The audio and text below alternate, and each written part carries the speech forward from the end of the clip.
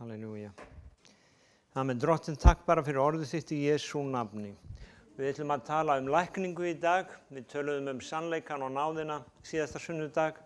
Nú langar mig að tala lækningu vegna þess að það eru svo margir sem þurfa lækningu. Og mér langar að byrja á að lesa frá Matteusarguðspjalli 8, 14. kafla.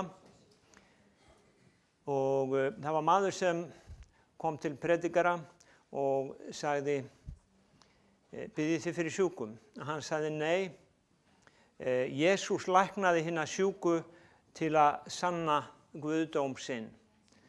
Og sá tími liðinn í dag. Maðurinn sagði, ég vildi að óska þess að Jesús læknaði líka í dag til þess að ég gæti trúað því að hann væri einnig Guð í dag. Hann hefði ekki bara verið það.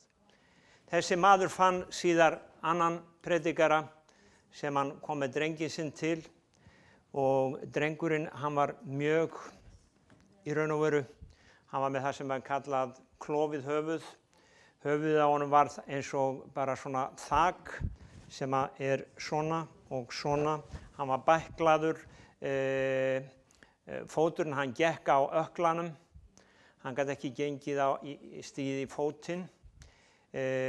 Hann kom til manns sem heiti John G. Lake, var þekktur fyrir lækningaþjónustu sína og John G. Lake sagði strax við biðjum fyrir drengnum. Leið og þau báðu fyrir honum í fyrsta skipti og nota bene læknar sögðu að þessi drengur myndi ekki lifa lengi vegna þess að hann var svo bæklaður og það var þrýstingur á heilan á honum og hann var það sem við köllum bara ólæknandi tilfelli. En leið og þeir báðu fyrir honum þá létti þrýstingnum af og hann gat stigið í fótinn. Eftir 7 vikur var þessi drengur algjörlega heill.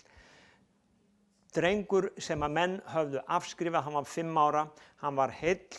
Hann sem sagt var síðan nýtur þjóðfélagsþegn, gifti sig. En málið það að Guð, hann hefur sinn vitnisburð, menn hafa sinn vitnisburð. Og það tvenns konar í raun og veru sjónarhorn sem að við höfum. Við getum annarkvort séð hlutina frá sjónarhorni Guðs, það kallast trú, eða við sjáum það frá mannlegu sjónarhorni, ég ætla ekki endilega að segja það heiti vantrú, heldur bara við sjáum hlutina frá okkar náttúrulega sjónarhorni og ég ekki að segja það sé neitt rangt við það, við erum í þessum heimi. En Guð, Jesús Kristur, hann sagði að við ættum að trúa á Guð. Og nú skulum við lesa Matteusarguðspjall frá, ég ætla að lesa fyrst 17. versið þar sem segir í 8. kaflanum, það átt að rætast sem sagt fyrir munn Jesaja spámanns, hann tók á sig meinvor og hann bar sjúkdóma vora. Og svo ætla ég að lesa samhengið, Jesús kom frá versi 14, hann bar sjúkdóma vora og ég ætla að biðja ykkur að segja það með mér, hann bar sjúkdóma vora. Hann bar sjúkdóma vora. Amen.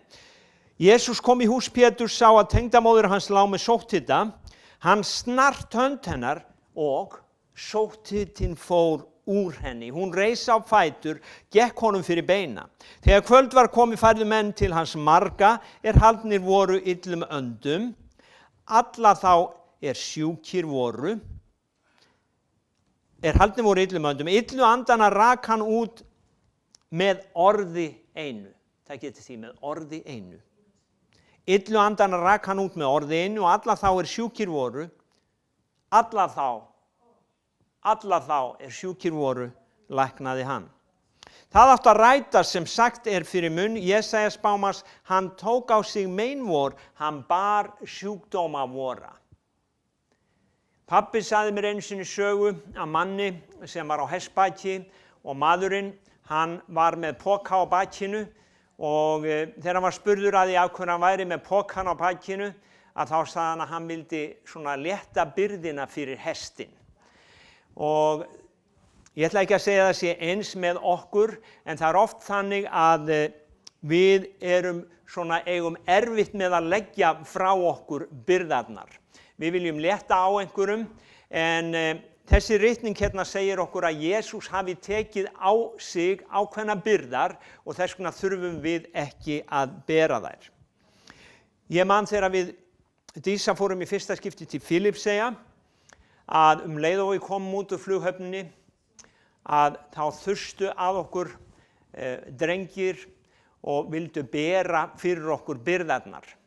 Og það var svo einkennilegt að við treystum þeim ekki, þannig að við héldum fast í byrðarnar okkar og vildum ekki sleppa. Og málið að oft það þannig í hinum andlega heimi að Guð, hann vill fá að taka af okkur byrðarnar, en við einhvern veginn vitum ekki hvernig við eigum að sleppa. Við kunnum það ekki, við vitum það ekki. Og þetta kannski líkingar sem að þú segir, þetta kannski ekki alveg rökrétt, auðvitað vil ég losna við sjúkdóminn minn, auðvitað. En við skulum aðeins koma hérna inn í orðið og það önnur ritning í Pétursbréfinu, fyrra Pétursbréfi 2:24 sem hliðstæð. Pétursbréfið, fyrra Pétursbréf 2:24 og við skulum skoða hana.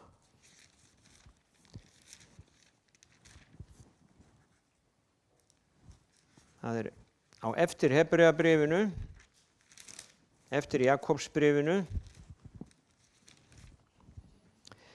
Hann bar sjálfur, 2:24, hann bar sjálfur syndir vorar á líkama sínum upp á tréð.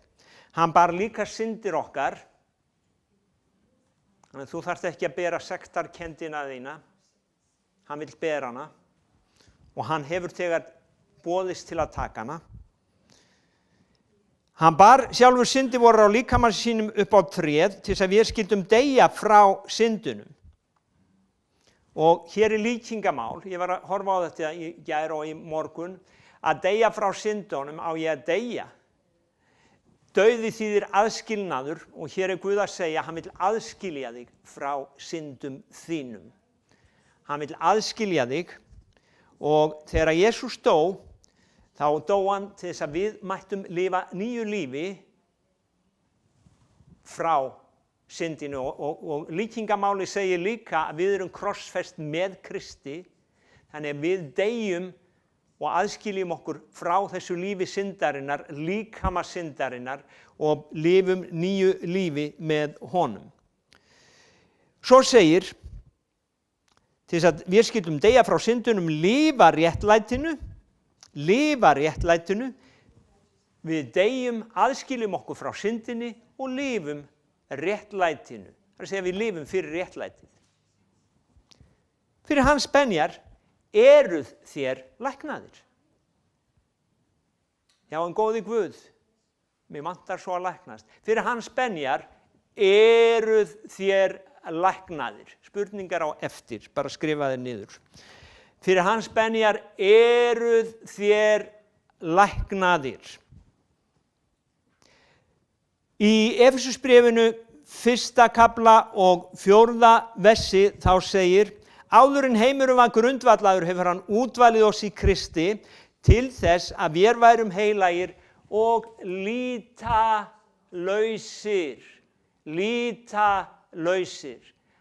Áður en heimurinn var til, þá var Guðs áætlun með þig og mig að þú værir heilagur, frátekinn fyrir hann og þú værir lýtalaus, andi, sál og líkami. Lýtalaus, án syndar, án sjúkdóma. Efesusbréfið 1:11, í honum höfum við þá líka öðlast arfleiðina eins og oss var fyrirhugað, samkvæmt fyrirætlun hans framkvæmir allt eftir ályktun vilja síns. Þannig að þetta arfur okkar. Þið vitið hvað arfur að það að þú færð eitthvað eftir látinn mann.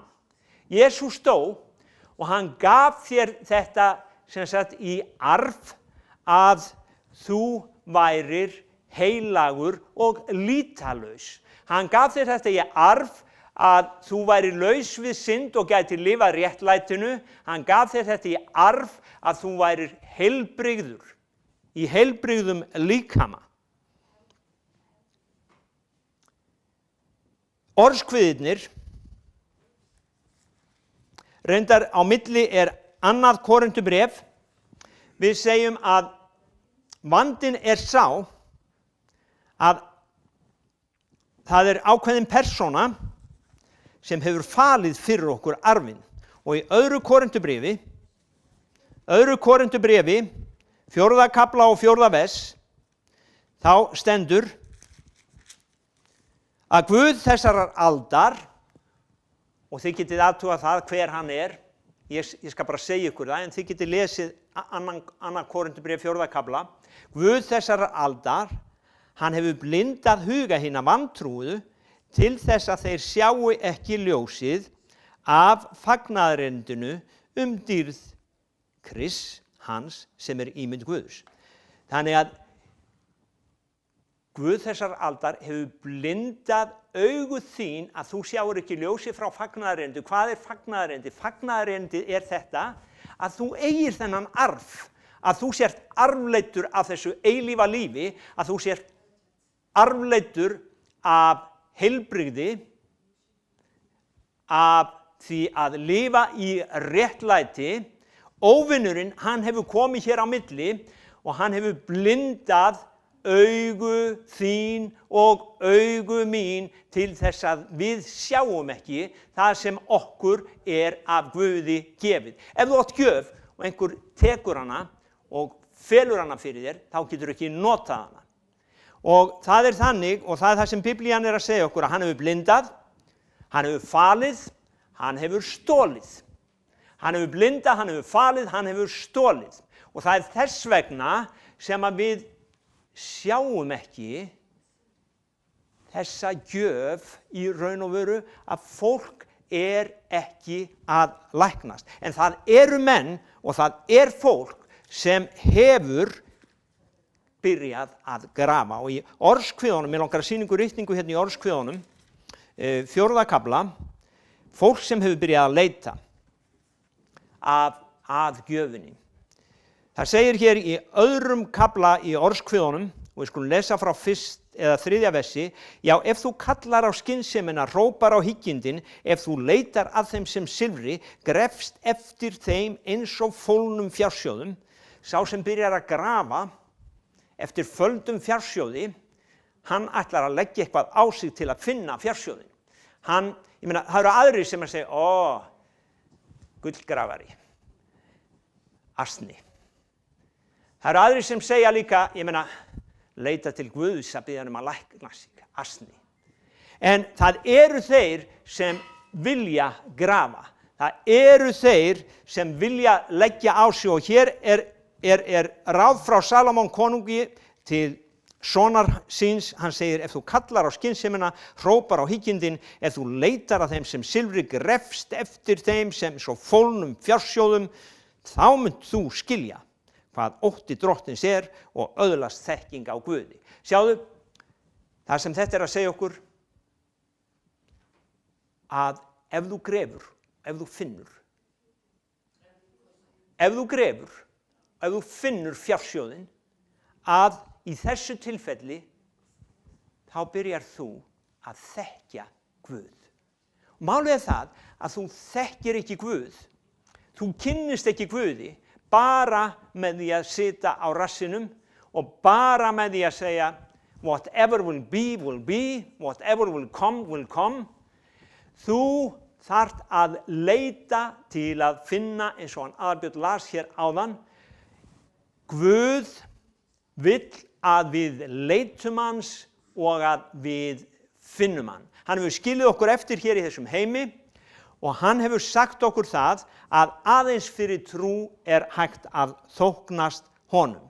Þannig að þeir sem grafa, þeir sem leita, þeir munu sjá Guð. Þeir munu skilja hvað ótti drottins og þeir munu öðlast þekking, sem þýðir það að þú byrjar að sjá. Ég byrja að umgangast einhvern sem ég ég þekki einhvern að því ég byrja að umgangast hann og það þýðir að ég hefi fundið hann. Og þessi ritning, mér finnst hún frábær, hún segir okkur í raun og veru að við getum fundið arfleiðina. Í Orðskviðunum 4:20-22 sem eitt af uppáhaldsversunum mínum, þar segir, þegar þú hefur fundið þetta, Orðskviðnir 4:20-22, þegar þú hefur fundið þá segir son minn, gef gaum að ræðu minni, hneig eyra þitt að orðum mínum, lát þau eigi víkja frá augum þínum, ekki sleppa augunum af henni, ekki sleppa, hafðu hana stöðugt fyrir augum þér og hafðu orðið stöðugt fyrir augum þér, því að það segir því að þau eru líf þeirra öðlast þau. Líf þeirra öðlast þau og lækning fyrir allan líkama þeirra. Líf og lækning. Halleluja. Þannig að þú grefur þar til þú finnur Guð, þú leitar þar til þú finnur Guð. Og þess vegna var það að Jesús Kristur, hann sagði, trúið á Guð. Finnið það, trúið á Guð. Hann sagði við lærisveinana sína, trúið á Guð. Ég man fyrir mörgum árum að þá horfði ég á þetta vers á hverju morgni, trúið á Guð, trúið á Guð, trúið á Guð, trúið á Guð. Og ég man að ég byrjaði að leggja hendur yfir sjúka og þeir urðu heilir. Það bara gerðist. Orðið var svo lifað, Guð, hann var stærri í mínum huga heldur en sjúkdómurinn. Og ég gleymi því aldrei þegar það var svona eldri maður og ég var að segja við hann, ég ætla að fara að biðja fyrir þessari konu. Og hann segi, já, við bara biðjum saman, Guð, hann gerir undursamlega verk. Og ég sagði, nei, ég ætla að biðja fyrir henni. Ég ætla að sjá hana læknast. Sjáðu til, stundum erum við svona religious eða trúrækin og okkur, já, þetta kemur allt vinur. Þú eignast ekkert frá Guði þannig. Þú þarft að grafa eftir því eins og fólnum fjársjóðu. Þú þarft að segja, já, ég ætla að finna þetta, ég ætla að fá þetta, ég á þetta, Guð gaf mér þetta og ég læt ekki óvininn Guð þessar aldar stela því frá mér. Ég ætla að brjótast í gegn þangað til að ég fæ lækninguna mína, þangað til að ég fæ lífið mitt, þangað til að ég höndla það sem Guð gaf mér. Af hverju ætti ég að láta þig stela arfinu mínum? Ég vil bara eiga hann sjálfur. Amen. Af hverju að láta stela frá þér? Ég meina, hvaða aumingi það sem að lætur bara brjótast inn til sín og stela frá sér og segir ekki einu sinni frá því. Hann kærir ekki einu til lögreglunar og hann segir, það þýðir ekki neitt. Ég búinn að biðja og það gerðist ekki neitt. Ég meina, svona eru margir kristnir. Ég búinn að biðja, það gerðist ekki neitt. Vertu bara reiður. Ég ætla að finna fjársjóð minn og vertu eins og konan í Lúkas 18 sem kom alltaf til rangláta dómarans og hún kom og hún lét hann aldrei í friði. Sjáðu, Jesús sagði okkur að svona ættum við að biðja. Rangláti dómarinn, hann hafði stólið arfinum hennar og hann vildi ekki láta hann að hafa arfin en hún barði á honum þangað til hann afhentinni arfin af því hann var honum leiður á henni. Og djöfullinn þannig að ef við berjum á honum nógu mikið að þá afhendir hann okkur arfin, hann sleppir og hann verður að sleppa í Jesú nafni og þú munt finna lækninguna þína, þú munt finna heilbrigðið þitt, þú munt finna allt það sem Guð gaf þér af því að hann gaf þér að hann bar það. Þetta arfleiðin okkar, þetta gjöf sem þegar hefur verið gefin. Amen. Og ég trúi því og það bæn mín að Guð gefi aftur vitjun til okkar að við fáum að í gegnum tíðina höfum við fengið að upplifa margar vakninga þar sem fólk hefur læknast og þetta hefur verið bæn mín í 30 ára. Þessi kirkja mætti upplifa þessa vakningu að Drottinn, hann komi, búi hér á meðal okkur og hann lækni alla þá sem að koma inn sjúkir. Og við erum byrjuð að sjá það, við höfum séð það gerast. En Jesús sagði trúið á Guð. Í 1. Jónasarbréfi 5:9 segir, ef við tökum manna vitnisburð gildan, 1. Jónasarbréf 5:9 upp á skjáinn, takk, að þá vitnisburður Guðs meiri.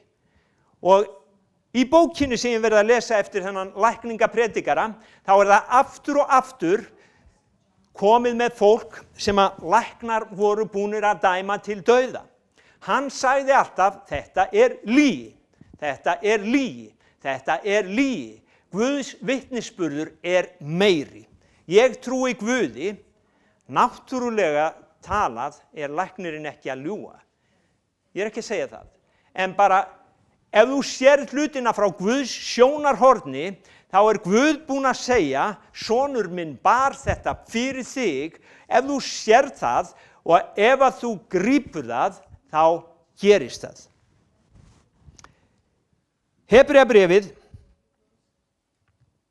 11:1 segir okkur að trúin er fullviss þar sem menn vona, sannfæring þá hluti sem eigi er auðið að sjá. Hebreabréfið 11:6 segir að án trúar er ógerlegt að þóknast Guði. En það er gott að eiga von meðan við eigum ekki trú.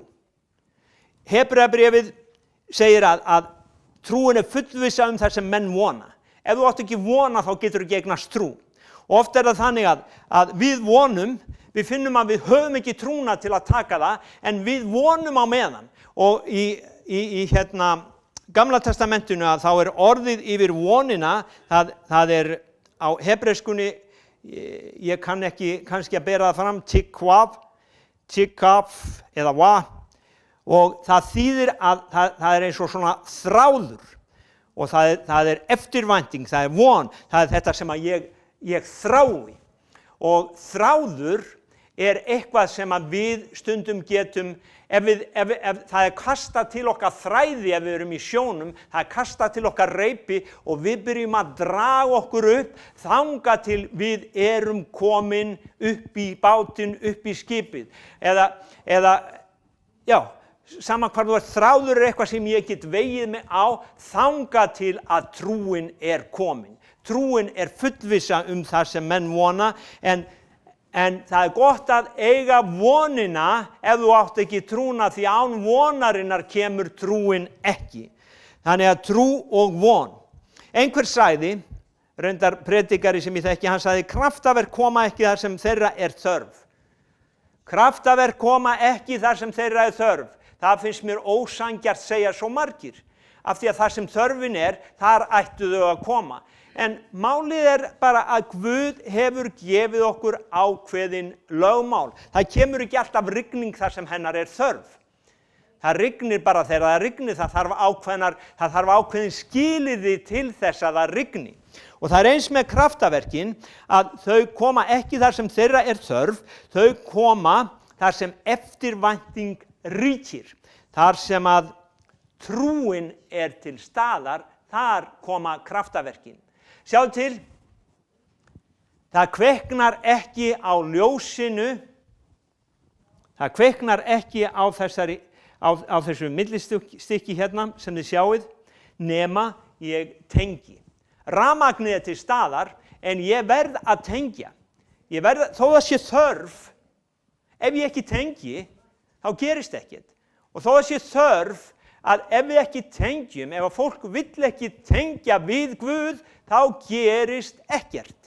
Við verðum að tengja. Við verðum að leyfa Guði að tengja okkur við. Í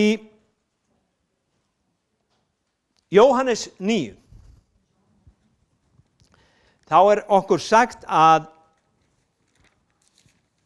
Jesús, hann var á leið sinni og hann sér mann sem var blindur frá fæðingu.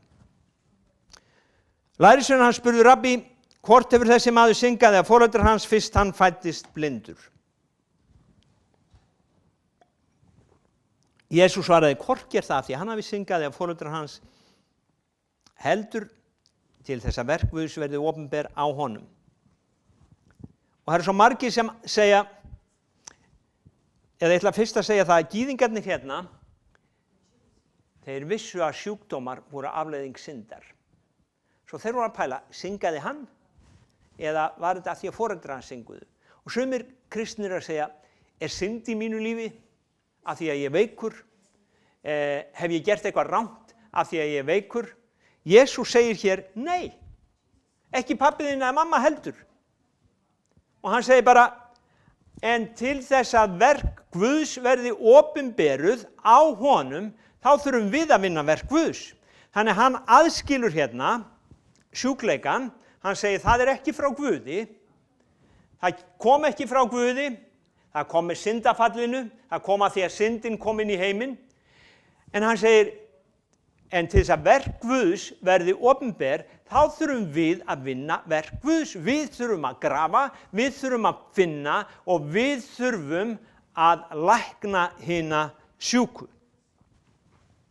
Og ef við lesum þetta, hvorki það af því að hann hafi syngað eða foreldrar hans heldur til þess að verk Guðs verði opinber á honum, oss ber að vinna verk þess sendi mig meðan dagur Og það var, Jesús hans sagði aldrei neinum að hann þyrfti að lifa í veikindum. Jesús sagði aldrei við neinn, nú ætla ég að kenna þér lexíu væni minn, nú legg ég þennan sjúkdóm á þig.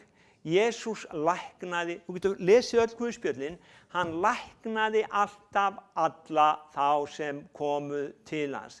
Hann læknaði alla, hann sendi lærisveina sína út og sagði læknið sjúka. Hann sagði, eins og Faðirinn hefur sendt mig, eins sendi ég yður, og hann sagði, þér munu gera meiri verk en ég. Þannig að Jesús var alltaf að tala að Guð væri læknirinn og í Guðs ríkið það væri líf í heilbrigði.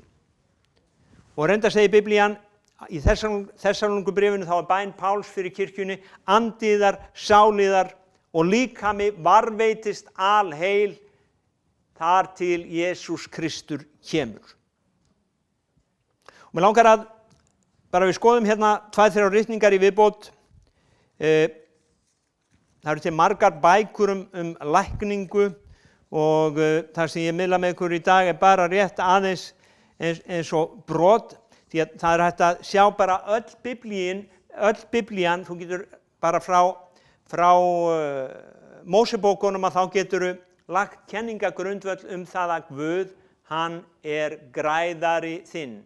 Hebreska nafnið eitt Jehova Rafa, drottin græðari þinn. Það nafn á Guði. Ég drottin græðari þinn og hann sagði það við Ísraelsmenn. Lítum í Postulasöguna 14:8, þar Páll að tala og þá sjáum við hvernig trúin kemur og hvernig lækningin verður til. Í Lýstru, Postulasagan 14:8, í Lýstru var maður nokkur máttvana, í fótum, lami frá móðurlífi. Hafði aldrei getað gengið. Það geti, hérna eitt af þessum svona leiðinlegu tilfellum svona sem að kannski fólk vil, það miklu auðveldara að biðja fyrir höfverk. Hérna bara lamaður maður frá móðurlífi. Páll að tala og ég veit ekki hvað hann var að tala en hann hefur greinilega verið að boða orð Jesú Krist. Því að maður þessi heyrði á mál Páls en Páll horfði á hann og sá að hann hafði trú til þess að verða heill. Hann sá að hann hafði trú til þess að verða heill. Hann sá að hann var að taka við því sem hann sagði. Hann sá að móttakarinn hjá þessum manni var tengdur. Og þá segir hann við mannin, rís upp, statt í fæturnar. Hann spratt upp, tók að ganga. Spratt upp, tók að ganga. Í Lúkas, talandi það að kraftaverk komi þar sem trú en ekki þar sem þeirra þörf, að þá Jesús Kristur að tala við líðin þar eða fólkið.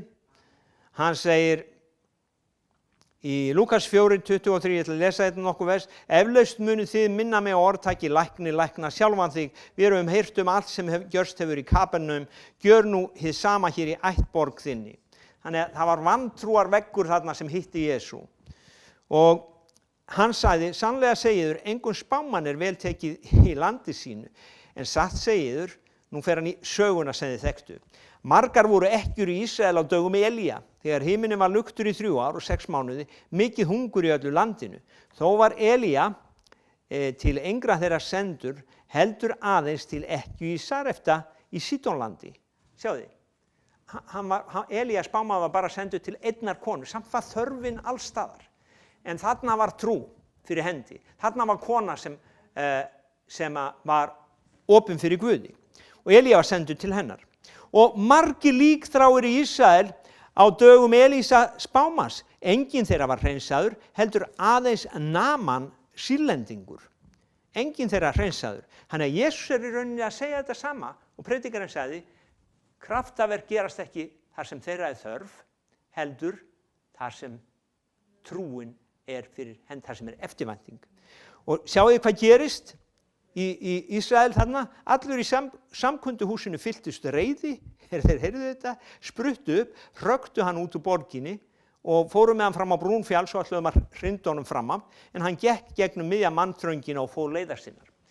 Og þegar þú segir þetta við fólk í dag, heyrðu, vinur minn, kraftaverk gerast ekki, bara af því þú þarft á því að halda, að ég alveg viss að það vekur sömu viðbrögð hjá fólki af því að það skilur ekki. Það segir, ertu að segja mér að ég þurfa að trúa, ertu að segja mér að Jesús sé ekki jafn góður við mig og þig? Nei, ég ekki að segja það, ég bara að segja að án trúar ógerlegt að þóknast Guði. Án trúar ógerlegt að þóknast Guði. Trúin móttakarinn. Og hérna Jesús hann að tala Naaman, og mér langar aðeins að sýna ykkur hérna að hvernig Naaman læknaðist. Hann var með líkþrá. Þetta í annarri konungabók, 5. kapli.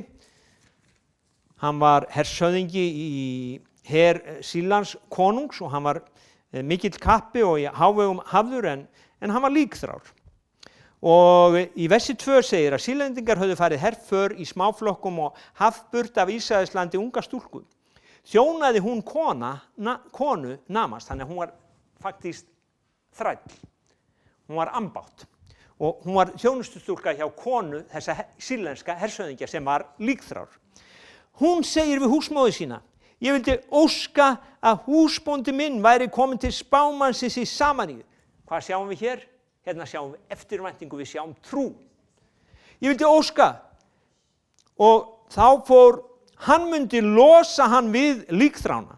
Þá fór Naaman og sagði herra sínum eða konunginum frá þessa leið, svo og svo hefur stúlkan frá Ísraelslandi talað. Þá mælti Sýrlands konungur, far þú og ég skal senda Ísraels konungi bréf. Lagði Naaman þá á stað, tók með sér 10 talentur silfurs, 6.000 sikla gulls, 10 alklænaði. Hann færði Ísraels konungi bréfið var á þessa leið. Þegar bréf þetta kemur þér í hendur, þá skalt þú vita að ég hef sendt til því Naaman þjón minn og skalt þú losa hann við líkþrá hans. Það verið svona gaman að fá svona bréf frá öflugum konungi. En Ísraels konungur hafði lesið bréfið, reif hann klæði sín og mælti, ég þá Guð? Deitt get og lífgað. Fyrst hann gjörir mér orðum að losa mann við líkþrá hans, megi þér þar sjá og skynja, hann leitar saka við mig. En Elísa guðsmaður frétti að Ísraels konungur hefði rifið klæði sín, sendi hann til konungs og lét segja honum, hví rífur þú klæði þín? Komi hann til mín, þá skal hann komast að raunum að til spámaður í Ísrael. Sjáu þið hérna, vitnisburður manna, hér maður sem hefur vitnisburð Guðs. Komiði með hann til mín. Komiði með hann til mín. Við skulum sjá hvað Guð getur gert. Við skulum sýna þeim hver Guð. Trúið á Guð, sagði Jesús Kristur. Nú, Naaman kom með hesta sína og vagna og nam staðar fyrir húsdýrum Elísa. Þá sendi Elísa mann til hans og lét segja honum, far og lauga þig 7 sinnum í Jórdan, þá mun hold þitt komast í samt lag og þú mun hreinn verða.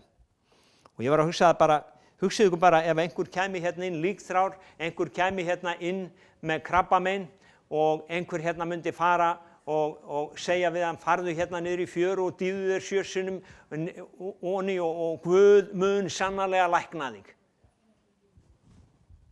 Já. Og það var þannig sem Naaman hugsaði. Ég held þetta væri Guðsmaður, af hverju gerði hann ekki svona og sagði hérna, holy eða heilagur. Nei, og Naaman hann var bara reiður, fór í burtu. Fólk hefur orðið reitt sem hefur komið hérna inn líka stundum, farið út. En fólk verður stundum reitt þegar það sér sjónarhorn Guðs. Og Það skilur ekki. Ég hugði þó að hann myndi koma til mín og ganga að mér og ákalla nafn Guðsins, veifa hendinni áttina til helgistaðarins og koma þannig líkþráni burt. Ekki Abana og Farvar fljótin hjá Damaskus betri en allar ári í Ísrael? Gæti ég ekki laugað mig í þeim? Orðið hreinn. Sneri hann sig þá við og hélt burt í reiði. Þá gengu þjónar hans til hans, töluðu til hans og sögðu. Þjónar hans, þeir höfðu smá trú. Það var eftirvænting í hjörtum þeirra. Ef spámaðurinn hefði skipað þér eitthvað erfitt, myndir þú ekki hafa gjört það? Jú, það hefði höfðað til stoltsins. Hve miklu fremur hann hefur sagt þér lauga því og mynd þú hreinn verða. Þá fór hann ofan eftir og dýði sér 7 sinnum niður í Jórdan eins og Guðsmaðurinn hafði sagt. Var þá hold hans aftur sem hold á ungum sveini og hann varð hreinn. Amen. Þannig að Guð hugsanir ekki eins og okkar hugsanir. Naaman, við getum sagt að hann var læknaðist fyrir eftirvæntingu ungrar stúlku sem var ambátt. Hún sagði frá og hann fór þess vegna. Í Markús 9, og það síðasta ritningin okkar í dag, að þá Jesús Kristur að störfum og lærisveinar hans. Og það búið að koma með mann sem var flogaveikur eða haldinn illum anda, og ég veit ekki hvort það fer endilega alltaf saman, en hérna virðist það hafa verið tilfellið. Í Lúkas 9 þá lesum við, og ef við lesum frá versi 14, þegar þeir komu til lærisveinanna, sáu þeir mannfjölda mikinn í kringum þá og fræðimenn að þrátta við þá. En leið og fólki sá hann, það að segja Jesús sló þegar 50 á alla og þeir hlupu til og heilsuðu honum. Hann spurði, hvað að vera? Hvað að þrátta? Einn mannfjöldanum svaraði, meistari, ég farið til þín son minn sem málleysis andi í.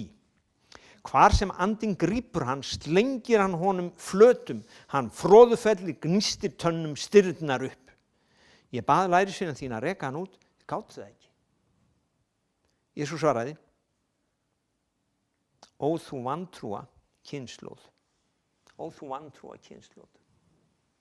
Hversu lengi á ég að umbera yður? Færið hann til mín.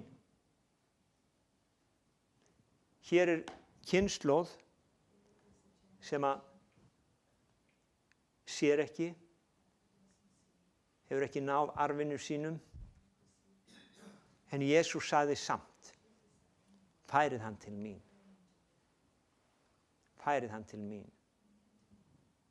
Þannig að þó að lærisveinarnir gæti ekki læknað, þá ætlaði Jesús samt að lækna.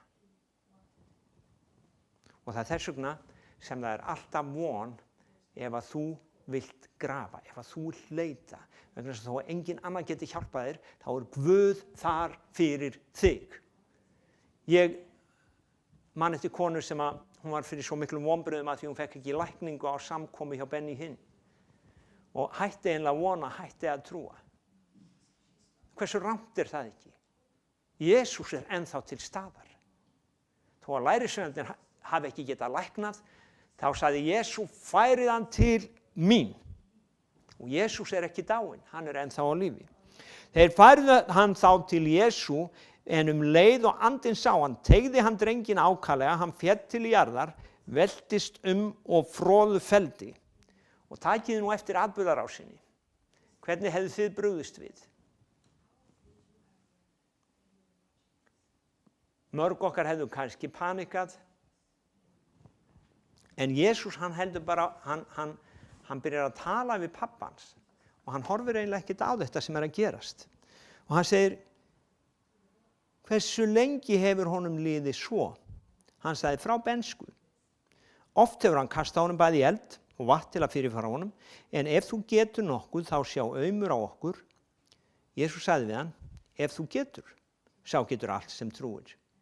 Ef þú getur, sá getur allt sem trúir. Og þetta minnir mig á Elísar Bámann sem sagði, færið hann til mín, og þeir skulu koma að staði að það til Guð í Ísrael. Jafnskjótt hrópaði faðir sveinsins, ég trúi, hjálpað þú vantrú minni. Nú sér Jesús að mannfjöldi þyrpist að, þá hastar hann á óhreina andan, segir, þú dumbi og daufi andi, ég býð þér bar út af honum og kom aldrei framar í hann. Þá æpti andinn, teygði hann mjög og fór en sveinninn var sem nár. Og enn einu sinni, flesti sögðu, hann dáinn. Hann dáinn. Jesús, þú klikkaðir á því. Þú mistir hann dáinn. Jesús tók í höndunum, reisti hann á fætur og hann stóð á fætur. Og þegar Jesús var kominn inn og orðinn einn með lærisveinum sínu, spurðu þeir hann, hví gátum við ekki rekið hann út? Hann mælti, þetta kyn verður eigi rekið út nema með bæn. Og hvað þýðir það? Það þýðir það að Jesús Kristur, hann lifði stöðugu bæna lífi. Hann fór ekki að hlaupa til og byrja að biðja þegar þörfin kom eða hann vildi lækna. Hann hafði leitað föðurins þá þegar. Sá getur allt sem trúir, jafnvel þótt allir hafi beðið fyrir þér og ekkert gerst, þá átt þú enn aðgang að Jesú. Hann bar syndir þínar, hann bar sjúkdóma þína og þess vegna getum við örugg sagt, Drottinn er minn hjálpari. Hvað geta mennirnir gjört mér, segir Páll. Drottinn er minn hjálpari, hann bar mein mín, hann bar sjúkdóma mína. Og þegar við leggjum hendur yfir sjúka, að eins og Jesús sagði okkur að gera, þá er það okkar lagalegi réttur að fólk læknist. Og það sem þeir gerðu í Spokane, Washington, þessi John Lake sem ég var að segja ykkur frá, hann opnaði ekki sjúkrahús, heldur lækningamiðstöð, þar sem hann bauð fólki að koma, gista. Þeir byrjuðu að þjóna til þess. Sumir læknuðust samstundis, aðrir eins og þessi drengur læknuðust hann læknaðist á 7 vikum. Margir læknuðust kannski eftir viku. En málið var það að það alveg svo læknir notar lyf, eins notaði John G. Lake orð Guðs. Orðin eru líf þeirra öðlast þau og lækning fyrir allan líkama þeirra. Þannig að ef þú ferð í geislameðferð, ef þú ferð í lyfjameðferð, ef þú ert að nota lyf, þá getur þú líka notað orð Guðs, tekið það inn. Ef þú vilt gera það í trú, þá getur þú drukkið vatn með því, eða hvernig sem þú vilt hafa það. Þú getur sagt, fyrir hans benjar er ég heilbrigður. Fyrir hans benjar er ég heilbrigður. Fyrir hans benjar er ég heilbrigður. Fyrir hans benjar er ég heilbrigður. Og ég ætla að segja ykkur aðra dæmisögu af því að það er lifandi fyrir mér með John G. Lake, að það var kona sem kom og hún var ein af þessum konum sem var dauðadæmd. Hún átti bara að deyja. Hún var að bíða þess að deyja. Þeir taka hana og þeir byrja að biðja fyrir henni á hverju kvöldi. Og alltaf þegar þeir báðu fyrir henni, hún var með sára krabbameinsverki. Þá fóru verkirnir og hún fór að sofa. Morgunin eftir, verkirnir komnir aftur. 3 mánuði liðu svona. John G. Lake sagði, hann var mannlegur, ég var alveg að gefast upp. En þeir héldu áfram. Á kvöldi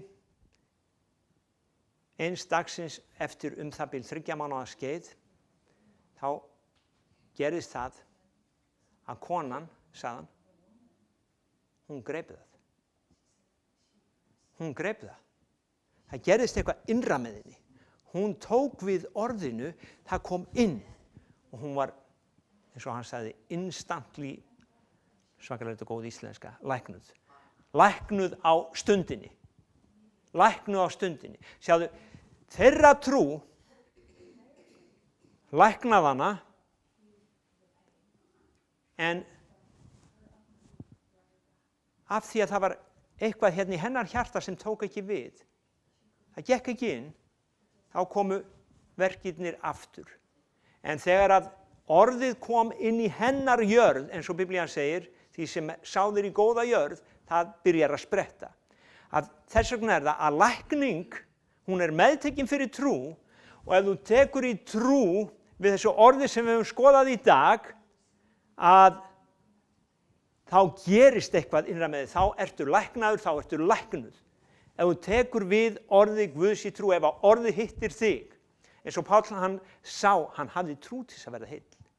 Hann hafði trú til þess að verða heill. Hann sagði, statt upp.